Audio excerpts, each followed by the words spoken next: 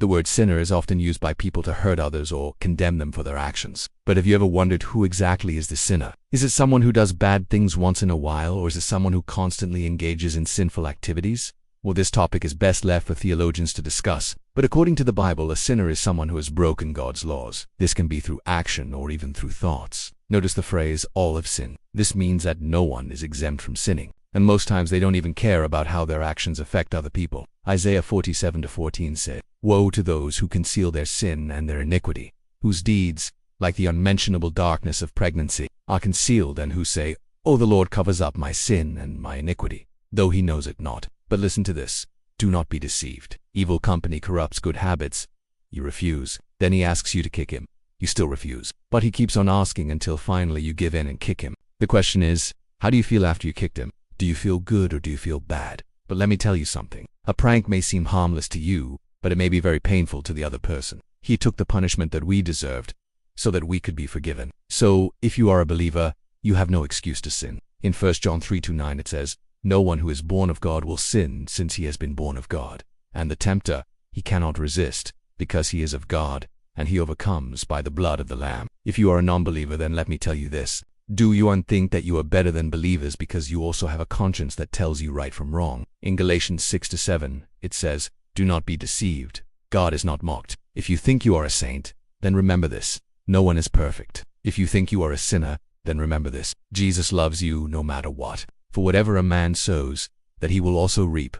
So if you cause pain to others, you will reap pain. Chances are you feel bad because deep down inside you know that kicking someone is wrong. You may try to convince yourself that there is no absolute right or wrong, but your conscience tells you otherwise. Your conscience may tell you to stay away from certain things because they are wrong. And if you haven't already, please subscribe to receive notifications when new videos are uploaded. May God bless you and keep you in His love. For example, imagine a young lady who is hanging out with a guy. Suddenly he puts his hand on her thigh and she gets uncomfortable. Her conscience may tell her to move away from him. Or imagine a person who is driving on the highway. His conscience may tell him to slow down because speeding is dangerous. So even those who do not believe in God have a conscience that guides them towards what is right. So when we hang around with people who do bad things, we are more likely to do those things too. For example, someone may cheat on a test and say, "I was just curious whether I could get away with it." But you know what? Curiosity is not a good excuse. In Proverbs 19:2 it says, "It is not wise to mock the Lord, nor to be weary of discipline." Some people say, "Well, I was just curious about what it felt like to steal."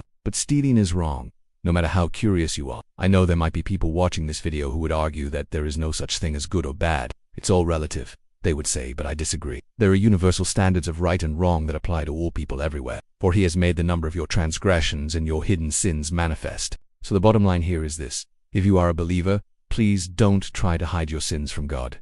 Instead, confess your sins and repent. They just do their own thing and let the chips fall where they may. But we need to remember that every single one of us is accountable to God for our actions. In Romans 14:10, Paul writes, "But why do you pass judgment on your brother or sister? Or you, who are a mere flesh and blood person, do you dishonor God and resist His Spirit by arguing with your brother or sister?" Verse 12 says, "So we will each give an account of ourselves to God." Indeed, we will all stand before the judgment seat of Christ. So we will be judged according to our works. Now, the Bible teaches us that there is only one way to avoid the punishment of sin, and that is through faith in Jesus Christ. In John 3:16 it says, "For God so loved the world that He gave His only begotten Son, that whoever believes in Him should not perish but have everlasting life." The fact that they don't believe in God doesn't mean they don't sin. In Romans 1:18 Paul says, "The wrath of God is revealed from heaven against all ungodliness and unrighteousness of men, who, by their unrighteousness, suppress the truth. These people may claim that there is no God, but their actions show that they know right from wrong." Imagine a man who steals a loaf of bread because he is hungry. He tells himself that there is no God,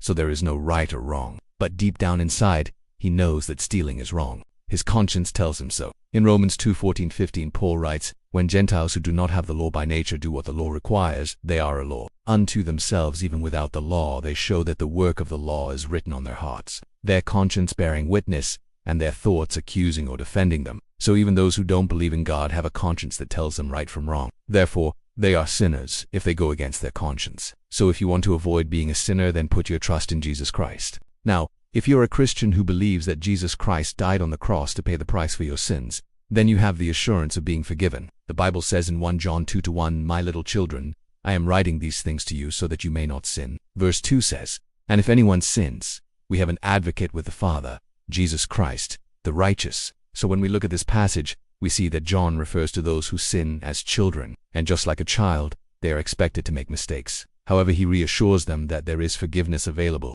so we need to understand that everyone is bound to make mistakes. But let us also note that the Bible warns believers not to engage in sinful activities. In Romans 6:1, Paul asks, "What shall we say? Therefore, shall we go on sinning so that grace may abound?" Verse 2 says, "God forbid." So Christians should not deliberately sin. If a believer keeps on doing evil things over and over again, then he or she needs to examine his or her life and repent. Now we know that all of us are sinners by nature. We tend to do things our own way and not God's way. That is why we need a Savior. But what about those people who seem to be doing really well? Those who do good things, are they sinners? Yes, they are also sinners.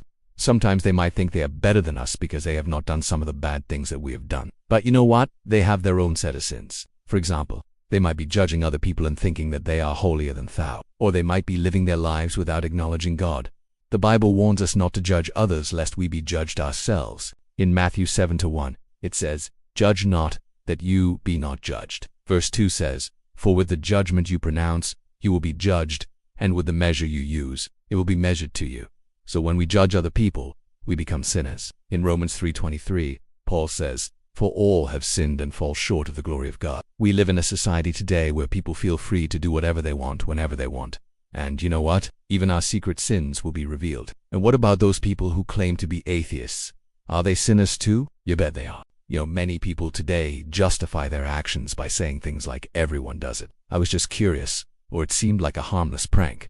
Look at this example. Let's say that someone comes up to you and asks you to hit him. Many people today justify their wrong actions by saying, "I was just curious." Some people may say, "It was just a harmless prank." If you are a believer, then remember this. Jesus died on the cross so that we could have eternal life. So the next time you are tempted to sin, ask yourself this question: am I a sinner or a saint? Thank you for watching this video. If you enjoyed it, please give it a thumbs up and share it with your friends and family.